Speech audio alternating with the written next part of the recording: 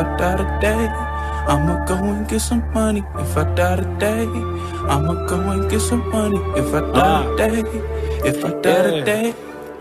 Cold flows for a cold mind, see a new world, but I'm so blind. Kick rocks when your time's up, better start digging like a coal mine.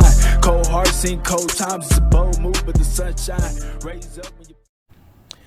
Good morning, Ada family. It's your boy Boomin coming at you with yet another video, guys. Go ahead and hit that subscribe button, that like button, and that notification bell so you never miss a Boomin video. Also, guys, comment down below.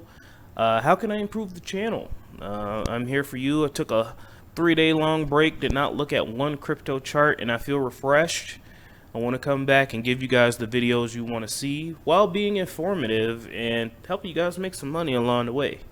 So I got my hot tea and honey locked and loaded, ready to go. Let's get this show started. And unfortunately, like I had mentioned, if you guys have been watching my videos, I had mentioned a couple weeks back that bridges are extremely dangerous to, not dangerous, they're extremely risky to put your money into. And it has unfortunately affected Cardano a little bit. All right, guys, so bridges pretty much are bridges between blockchains. So for example, we have Nomad. They bridge between Ethereum and Cardano and other places. On the Vechain network, we have an NFT bridge called XP Network that bridges Vechain to Tezos to Ethereum, all that kind of stuff. And these bridges are typically very, very shittily coded and a lot of exploits happen on them. I mean, last year I think it was $10 billion $10 billion in hacks, and a lot of those hacks came from bridges. So just be careful using these bridges. Typically they allow for high rates of return. I'm not saying don't use any bridge. All I'm saying is don't put all your eggs in one basket, guys. You know, if you're sitting on 100,000 Cardano, it'd be freaking stupid for you to put all 100,000 Cardano into these sorts of bridges and projects. Make sure you don't put all your eggs in one basket, and please make sure that you keep some in your hardware wallet, for the love of God. I mean, I hear stories about people saying, oh, I put my whole life savings into Celsius and now my wife won't talk to me. Like, are you dumb? Are you daft? Why would you put your entire life savings into Celsius? I loved Celsius, and I still would never put my entire life savings into Celsius. So just be smart. Looks like it was a hack of Nomad token bridge here. Security exploit, got hacked. Nomad bridge is getting drained. Your funds might be at risk. You might still be able to withdraw the remaining funds. All right, guys. So somebody managed to remove 100 wrap Bitcoin worth about 2.3 million tokens from the bridge. Here are some of the coins that could have been affected: WBTC, USD coin, Frax, Covalent Query token, Hummingbird Governance token, Igon. We talked about them on the show. Giro Wallet, okay, DAI, Card Starter token, Charlie 3 tokens. All right. Exploiters removed the tokens in an unusual fashion, as each token was removed in nearly equivalent denominations. For example, transactions with exactly that number were executed over 220 times. Nomad is a token bridge that allows transfers between AVAX, Ethereum, Evamos, Nomad, and Moonbeam. All right, guys. So these bridges are extremely risky. If you got any money taken, I'm sorry. Just remember, be careful using bridges always. All right, let's go ahead and move on. We're working around the clock to address the situation and have notified law enforcement and retain leading firms for blockchain intelligence and forensics. Our goal is to identify accounts involved and trace and recover the funds. Thank you to our many white hat friends who acted proactively in our safeguarding funds. We will continue to hold them and to provide further instructions. I have lost big money, Stellar withdrawing to multi-chain, going through this Nomad. So people have lost some mad USDC, looks like. Sorry guys, I mean, not your keys, not your coins. Just remember that. And hopefully, see, this is what I don't get about these scammers and stuff. Like, you take that much money and people are gonna notice. Like, if you would have took like 500K, could have probably got away with it, baby. But nope, 190 million. I'm just gonna take that and do what with it? Where are you gonna go? Like, seriously, that was insane. Anyway, not my thing. Let's go ahead and move on, guys. We have SundaeSwap. So it looks like SundaeSwap, guys, is going to be doing some updates, monthly updates. This is pretty cool. This is Pi Lenningham, the creator of SundaeSwap, one of the creators of SundaeSwap. And in this clip here, they're going to be talking about yield farming, which is pretty freaking awesome. We all like yield farming. So let's go ahead and listen to what he has to say. Next, let's talk about yield farming. So when we launched in late January, we launched with a 6-month Sunday token yield farming incentive program. And that came to a conclusion on July 19th. I thought this would be a good venue to reflect and talk about the future of that program. First, I should emphasize the DEX itself and the Sunday pool continue to operate as normal. You can still provide liquidity, you can still swap, and it's still earning the 0.3% fee on every trade. We couldn't stop it if we wanted to. That's the point of being a decentralized exchange. Also, there are still several ongoing yield farming programs, such as Clap, WMT, Endmaker, and Yummy, with more launching soon. Now let's talk about some exciting highlights from the program. I've got some cool statistics to share with you.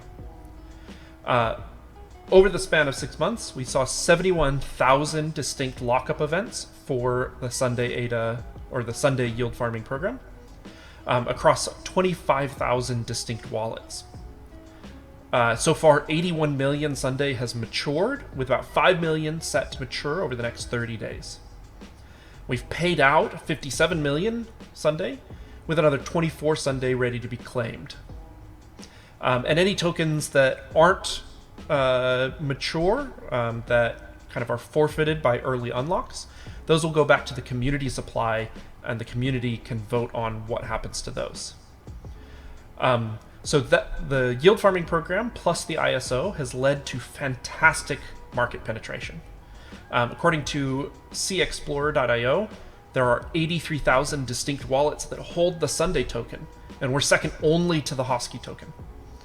And that doesn't even factor in liquidity providers or people still doing yield farming. The reason this is important is because the Sunday token is a voting token in our governance solution. And so having a diverse and well spread out population for that is really important to the health of the protocol in the long run. However, as successful as the Sunday yield farming program was, getting there was quite a bumpy ride. We made a number of mistakes along the way, and we want to own up to these and talk about what changes we're making to avoid these kinds of mistakes in the future. So the first big mistake was that the implementation was very rushed.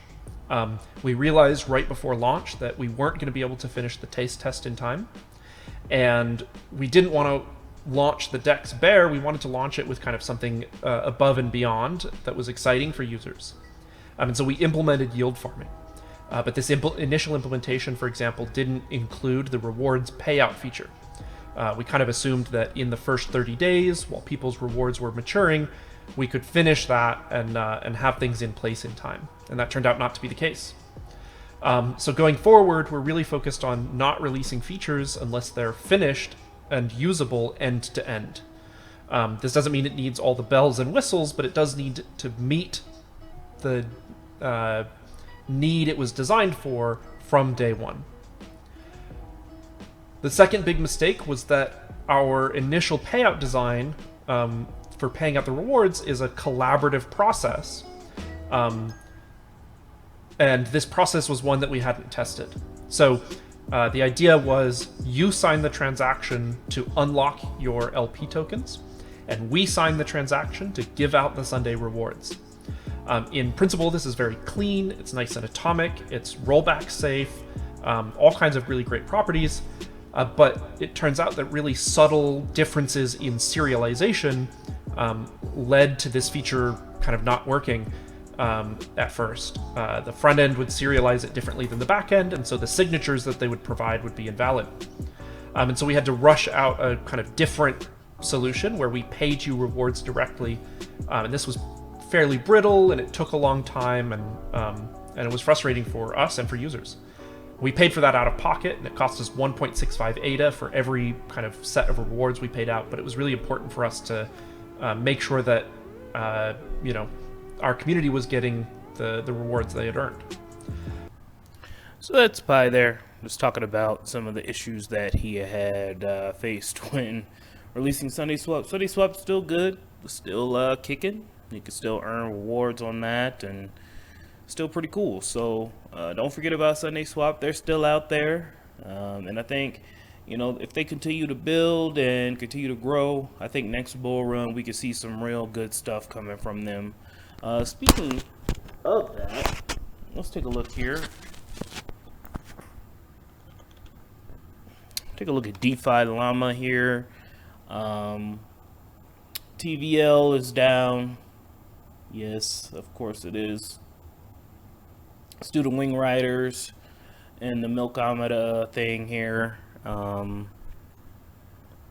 But we can see there's a couple of more spots being added here. It looks like Fluid Tokens, Lending Pond, Revoluto. So MinSwap's still at the top of the Dexes. Matter of fact, let's take a look at MinSwap here. Haven't been to old MinSwap in a while.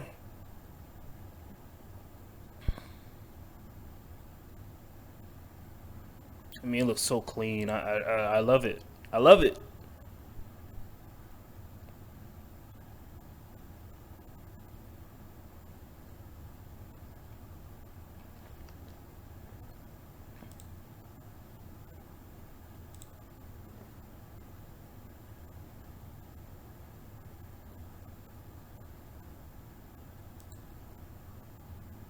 Let's see here, guys. 1 second. I just want to see how these farming rewards are looking. So ADA Min tokens 60% APR. Oh my god. Yeah.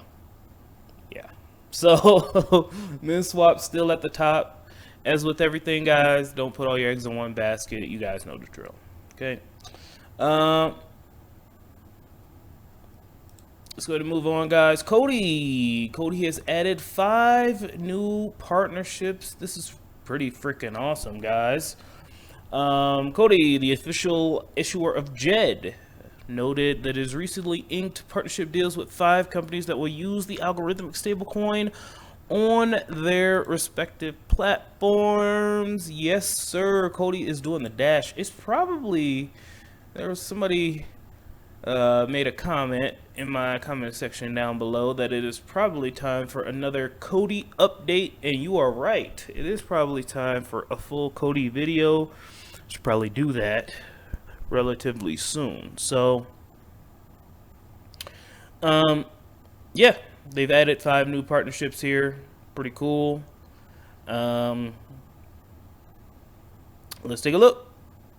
Since our last updated about a month ago, we have announced 5 new partnerships to use the Jed on our platforms.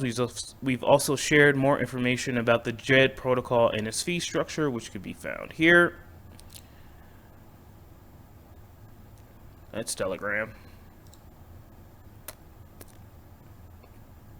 Over time, we've seen more reviews and researches from KOL such as A16Z discussing algorithmic stablecoins and why over-collateralization is crucial.